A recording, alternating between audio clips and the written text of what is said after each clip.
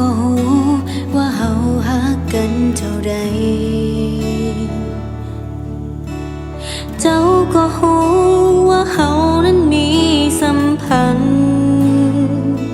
มีความฮักที่เทียบแท้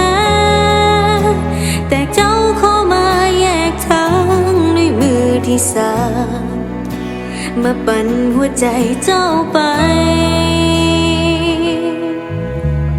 เจ้าก็หูว่าเฮาฮักกันเท่าใดเจ้าก็เห็นน้ำตาที่ไหลลงมาอยากจะหยุดยั้งเจ้าไว้แต่ใจบ่กล้าดอกนะเพราะเจ้ามากับคนที่สุดหัวใจฝากสวยดูแลเขานี้เอาไว้ให้ดีเถอะนะเพราะเขามีค่าเกินกว่าที่จะเสียไปฝากสวยดูแลคนหักที่เจ้าได้หย่าเอาไป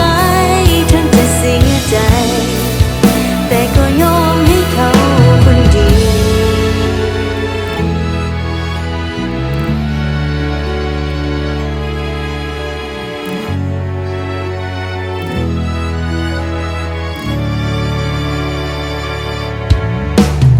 เจ้าก็หู